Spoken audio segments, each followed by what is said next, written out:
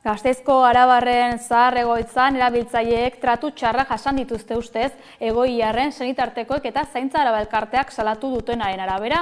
Garbitasun falta, sendagaietan akatsak egon izana eta adinekoengan ubeldurak topatu izana gaitzetsi dute besteak beste.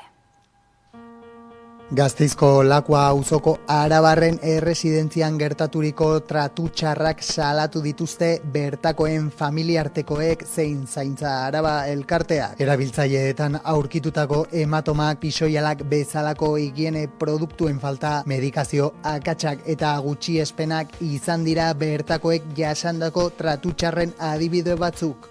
Akatsa asko dau eta erantzunik ez diote emoten.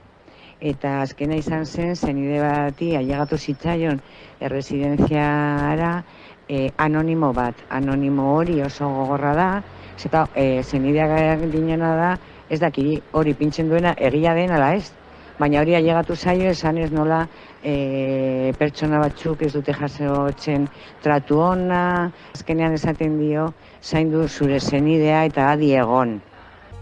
Arabako Aldundiak honen berri dela eta inspekzio bat irekiko duela jakinarazi du. Erresidentzia kontzertatua Mondragon taldeak kudeatzen du, Krean enpresaren bitartez. Bertako langilei dagokienez eta familiartekoen esanetan, ratioak betetzen badira ere, bertan lan egiten duten ehuneko handi bat ez da profesionala. Zaintza baldintza duinen falta salatuz. 21 pertsonarako utzi dute irebago pertsona. Kesak ipini zuten eta erantzuna da se cumplen los ratios. Dekretuaren ratioak betetzen dute, baina argi dau dekretu horiek ez dutela balio zaintza ona emoteko. Laudioko San Roque erresidentzian bestalde, pluripatologia duen erabiltzaile batekiko tratu txarrak salatu dira Aldundian. Eta honek egindako 800 euroko zehazpen proposamena salatu du ere zaintza arabak.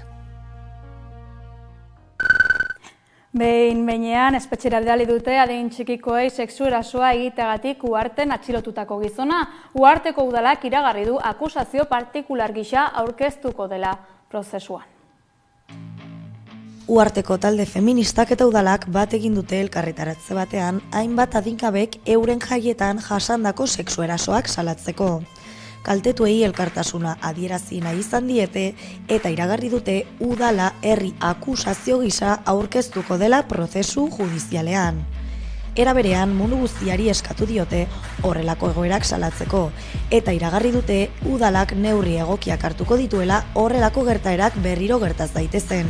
Horrelako egoerak salatzeko eskatzen diogu pertsona guztiei. Herritar guztiek adingabeak babesteko betebeharra dutela gogoraraziz. Gainera, Uharteko udalak neurri egokiak hartuko ditu horrelako egoerak berriro gerta ez daitezen. Agoitzeko lehen auzialdiko epaitegiak behin-behineko espetxaldia, komunikatua eta fidantzarik gabea ezarri dio Uharten atxilotutako feria saltzaileari, ustez 16 urtetik berakoei sexu erasoa egiteagatik. Orain arte 9 salaketa aurkeztu dira ukituengatik. Hala ere, ikerketaren garapena aurreratuta, biktima gehiago ager daitezke, epaiaren esku utzi ondoren emandako autoan jasotzen denez.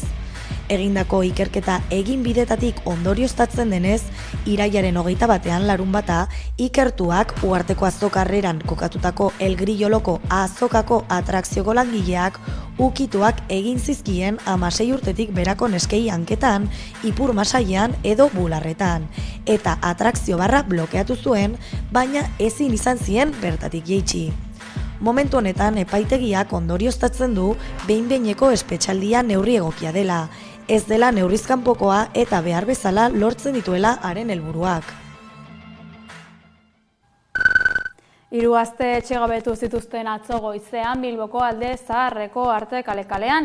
Azetz sindikatuak elkarretaratzerako deia egin zuen berau ekiditeko asmoz.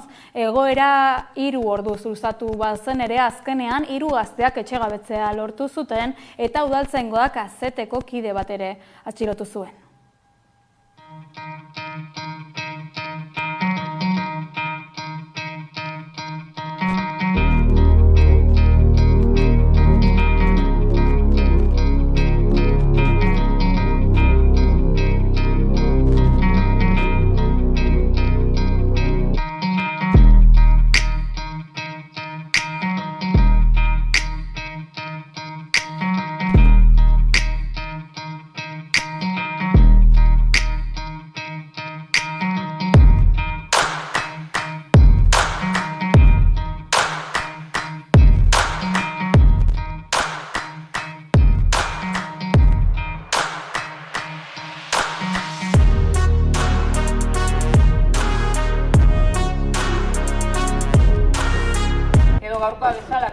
kapitalaren adar armatua den poliziarekin bitarteko 3 gazte bortxaz kale gorrian utziz eta jabetza pribatua izateko ustezko eskubidea defendatuz gure bizitzen gainetik.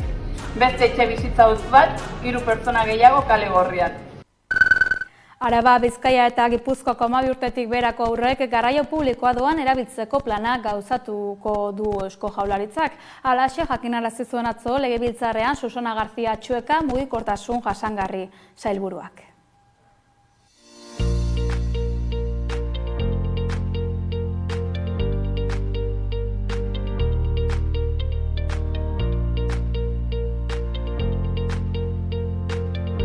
Iragartzen dizuet 2025 Euskadiko garraio publikoan 12 urtetik beherakoentzako doakotasuna modu iraunkorrean ezartzea proposatuko dugula. Euskadiko garraio agintaritzaren hurrengo osoko bilkuran planteatuko dugu hori. Bat, barik eta mugi, txartelen elkarreragingarritasun prozesua amaituko dugu. Urte amaiererako aurreikusten dugu mugi txartela Bilbobusen eta Bizkaibusen erabiltzeko prest egotea. Datorren urtean zehar, bat eta barik lurralde busen integratzea espero dugu.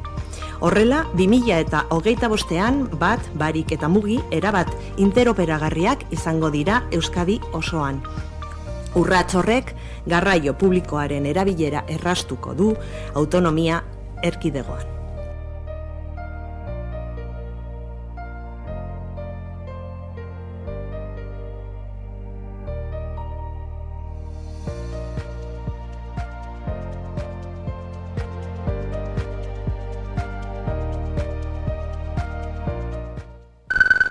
Basogintza intentsibotik estentsiborako bidea eraikitzen dabil Tantai kooperatiba Euskal Herriko hainbat eremutan bertako zuhaitzak landatu eta kanpokoak alde batera utziz.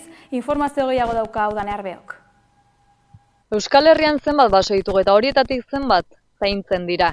Horretarako Tantai baso jabe kooperatiba dugu basogintza eredu intentsibotik estensibora pasatza proposatzen duena ekosistema zerbitzu osoagoak bermatze bilatzen duena bertako zuhaitzak landatuz eta kanpokoak baztertuz. Horretarako berekin izan gara Markel Arriola Bengoarekin.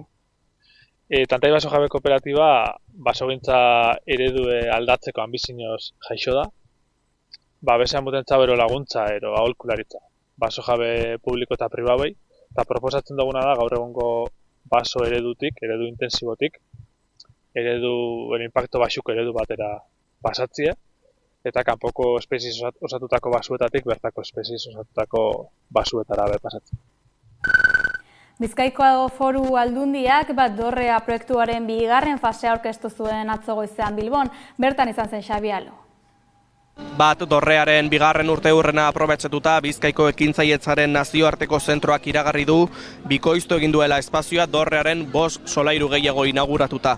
2. fasearen aurkezpenean izan dira Elisabet Etxenobe Bizkaiko aldun nagusia, Juan Maria Aburto Bilboko alkatea eta Imanol Pradales Eusko Jaurlaritzaren lehendakaria. Bizkaiko Ekintzailetzaren nazioarteko zentroak bikoiztu egin du espazioa Bat Dorrean 5 solairu gehiago inauguratuta. Hori horrela 8.000 metro kuadro irabazi ditu zentroak eta dagoeneko 180 okupatuta dago. Ekintzailetzaren nazioarteko zentroa dan honek, ekintzailetzaren eta barrikuntza irekiaren arloan dauen erreferentziazko posizioa gogorarazo guradot gaur zuon aurrean. Bizkaian, oraina ere egiten gabiltz, etorkizuna jomugat hartuta, betibe gure ekonomia hobetzeko eta enpresen lehiakortasuna areagotzeko konpromisoa hartuta. Gure gizartearen, hemen bizi diren persona guztien bizi kalitatea hobetzeko. Gaur, baten 2. fase honetan, ilusioz eta konfidantzaz begiratzen dugu aurrera.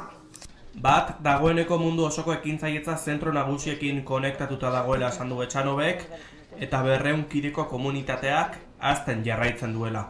Juan Maria Aburto Bilboko alkateak bere aldetik nabarmendu duenez, baten fase berriaren irekierak egitaten politiken isla da.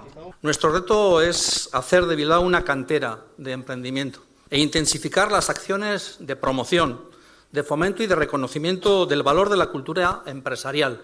Azkenik Pradales lehendakariak azpimarratu du, baten konektagarritasuna ahalmena apartekoa dela, eta horrek negozio berriak eta enplegua sortzea ahalbidetzen duela.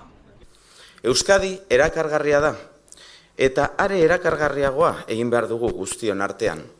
Gure etorkizuna, gure ongizatea, hartzen ditugun erabakienen menpe egongo da. Eta asmatu behar dugu. Uste dut gaur, baikor egoteko arrazoiak baditugula. Nazioarteko ekintzailetza aurreratuan eredu eden ekimen hau handitzen badugu, eta handitzen ari da, Euskal gizarteak bere buruan inbertitzen duela beste behin ere erakutziz. 2 urteko ibilbidearen ondoren bat nazioarteko erreferentzeko hub gisa finkatu da, startupak, korporazioak, zentro teknologikoak eta abarrak konektatuta. Ekonomiari dagokionez, Altsasuko Sansundegi enpresak aldi baterako enplegu erregulazio espedientea egingo die 300 laguneri 3 hilabetetan zehar, Sakanako autobus eta karrozeria konpainiaren ia plantilla osoa litzateke. Sansundegi autobus enpresak ertea iragarri du ia langile guztientzat, 300 langile likidezia faltagatik. Sansundegi Sakanako autobus eta karrozeria enpresa historikoak zailtasun ekonomiko handiak ditu. Enpresak duela 2 egun bakarrik jakinarazi zuen hartzekodunen aurre konkurtsoa eskatu duela. Hartzekodunekin eta inbertitzaileekin negoziazio irekian denbora irabazia izateko, bere hazkunde helburuak betetzeko eta jarraipena ziurtatzeko akordioa lortzeko. Konpainiak dagoeneko jakinarazi die langilei espediente hori hasi dela eta kontsultaldia irekia da akordio bat lortzen saiatzeko. Hasiera batean 3 hilabeteko iraupena izanen du aurre konkurtsoan ezarritako denborak. Enpresak zorrak negoziatu edo birfinantzatu ahal izateko eta enpresa jarduerarekin arazorik gabe jarraitzeko. Azken hilabete hauetako likidezia faltak arazo larriak ekarri ditu hornidurak bermatzeko eta horrela eraikuntzari aurre egiteko. 3 hilabeteak izango lirateke enpresak bere buruari eman dion epea pilatutako zorra ia 50 milioi euro berriro negoziatzen saiatzeko. Sansundegi historia gehien duen euskal enpresetako bat da. Irungo lantegia 1954an hasi zen ekoizten eta 12 urte geroago Altsasura joan zen. Krisiaren edadura argi geratu da astearte honetan Mikel Irujo Nafarroako Industria eta Trantsizio Ekologiko eta Digitaleko Kontseilariak Nafarroako Parlamentuan egindako agerraldian. Arazoak arazo, sailburuak nabarmendu du txostenak goranzko joera argia duela eta aurrera egitea aurre ikusten dutela. Nazioartean Israelek Libanon hainbat eraso egin ditu azken orduotan eta 500 hildako eta milaka zauritu sortu dituzte. Herrialde hegoaldeko biztanle askok beren etxeetatik ihes egin dute dagoeneko.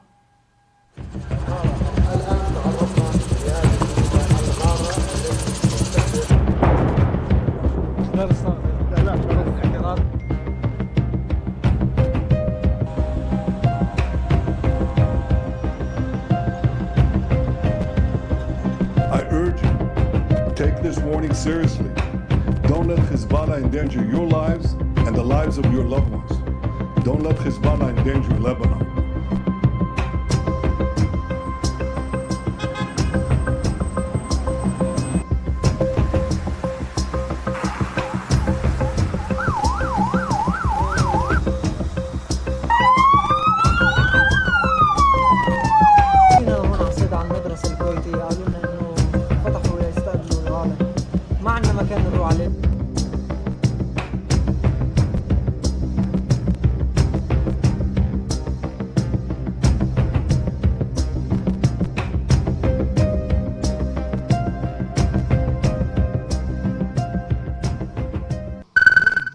Jakinik ez zuela nahikoa babes edukiko onartua izan zedin, Espainiako gobernuak erabaki du aurrekontu proiekturako aurkeztutako gastu mugaren eta egonkortasun bidearen tramitazioa etetea.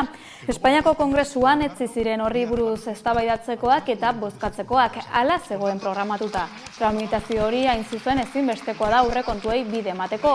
Horren bestez, 2025erako aurrekontuak kolokan jartzen dituen erabaki hartu du Moncloak. Aintzat hartu behar da 2023ko aurrekontuak luzatuta ari delak jardunean aurten, eta bai gobernuko ministro batzuek eta bai PSOEko hainbat buruzagik azken asteotan jende aurrean adierazi dutela ez diotela oraingoz muzin egin berriro luzatzeari. Latinoamerikari dagokionez, Ekuadorren Daniel Noboaren gobernuak agindutako itzalaldi orokorraren berri emango digu gaurkoan gure kolaboratzaile Bero Satrustegik.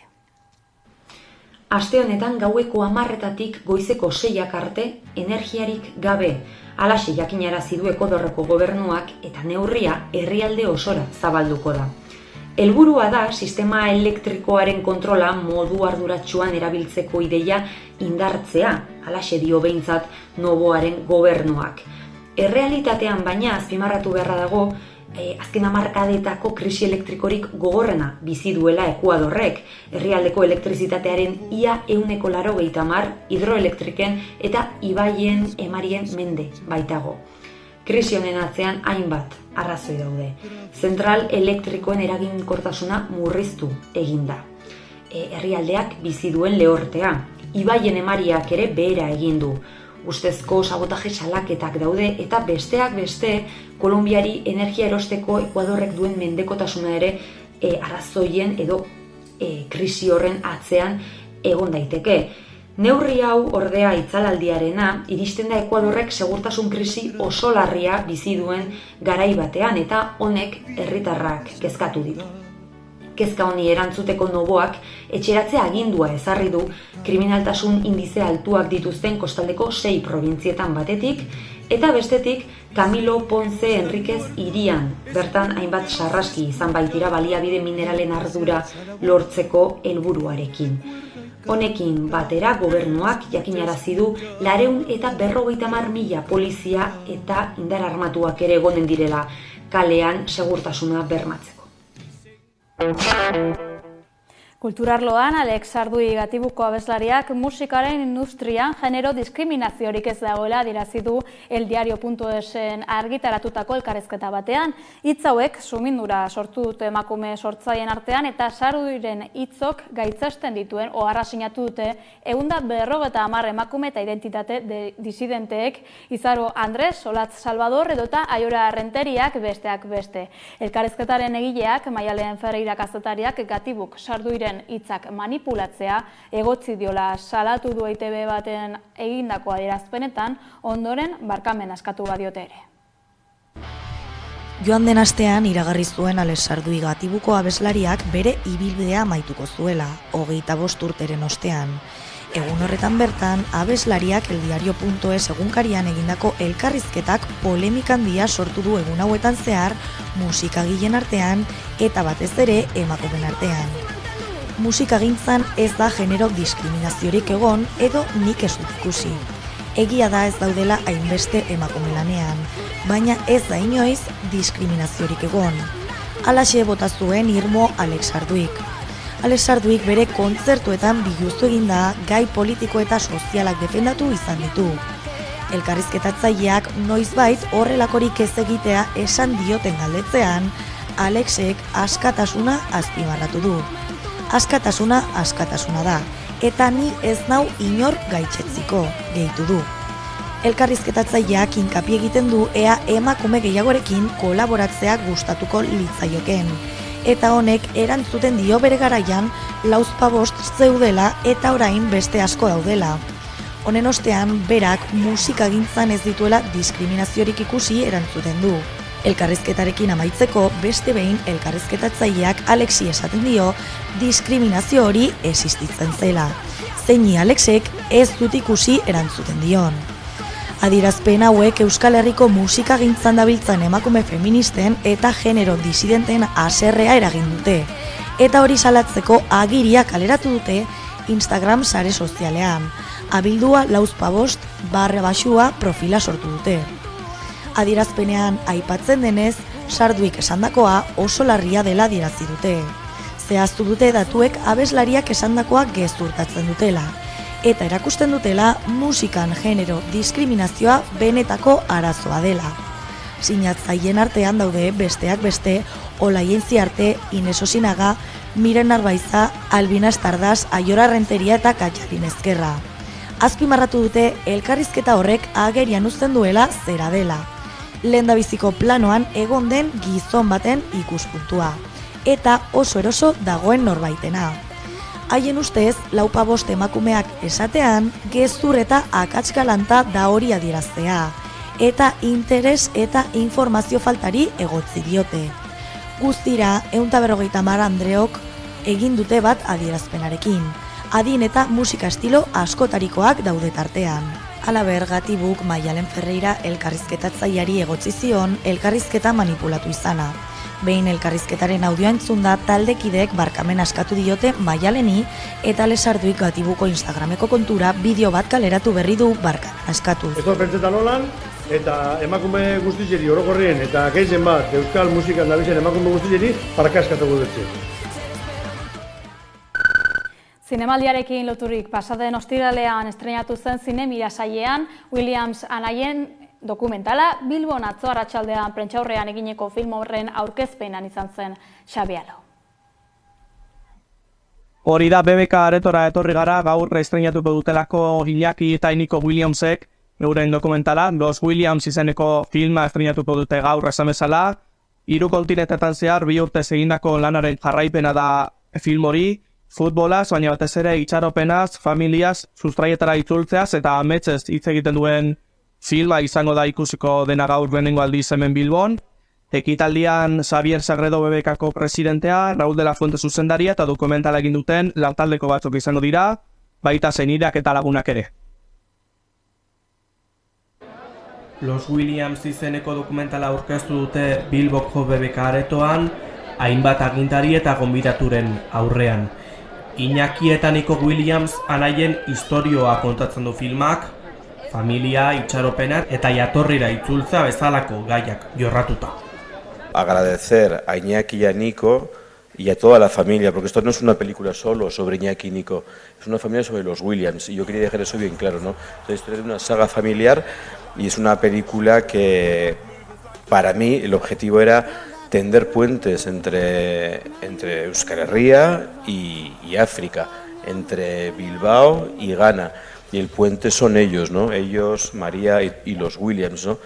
Williams anaien zuzeneko erretratua da, migratzaile askoren erreferente diren bi anaien kontakizuna erakutsi nahi izan dute, Raúl de la Fuente zuzendariak eta Enzero Koma eta Kanaki Films ekoiztetxeek. No va a haber mejor ejemplo que ver la película. Creo que va a escenificar muchos conceptos que creo que la gente está equivocada. Creo que va a hacer que la gente empatice más, se ponga más en el lado del que viene. Creo que todo el que viene no deja sus hogares para hacer el mal, simplemente quieren buscarse el pan, buscar el pan de su familia. Y eso es a lo que se ha dedicado nuestra familia y vamos a esperar que la gente que vea y que reaccione y haya un lado muy positivo de esta película. Somos personas muy humildes y yo creo que se ha notado. Espero que a mucha gente que le llegue este mensaje, no solo por nosotros, también por las demás personas que vienen a buscar su futuro aquí a Europa y bueno, muy felices y espero que le llegue a mucha gente.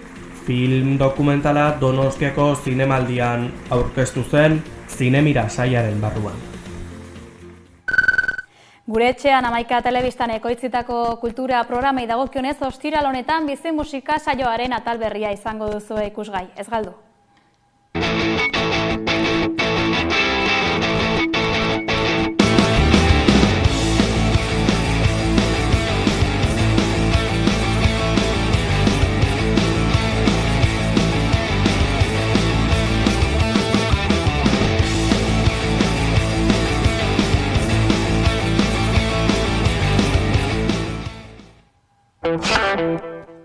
Gure albisteak hauexek izan dira. Informazio gehiagorako sartu hamaika.eus atarian edo kuskuxatu gure sare sozialak. Arratsaldeona pasa.